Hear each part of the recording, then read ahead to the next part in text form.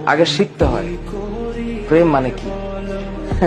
তোর প্রেমের সঙ্গেই কেউ শিখায় নাই, আমি শিখাই দিই, মাথায় রাখিস।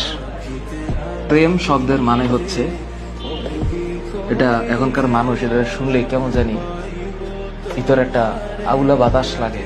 প্রেম শব্দের মানে হচ্ছে যত্ন। কেউ তোদের বলেছে? আজকে আমি বলে দিলাম, তার যত প্রেম তার যত্ন তত বেশি।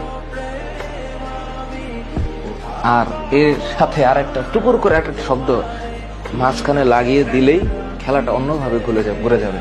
এই যত্নের নিঃশেষে আরেকটা শব্দ আছে দায়িত্ব, আর যত্নের ডান পাশে আরেকটা শব্দ আছে শ্রদ্ধা। হ্যাঁ, আর যত্নের উপরের দিকে আরেকটা শব্দ আছে, এটার নাম হচ্ছে আরেকটা জিনিস। এটা মানে এটা এই সত্যতা, এটার নাম হচ্ছে প্রেম।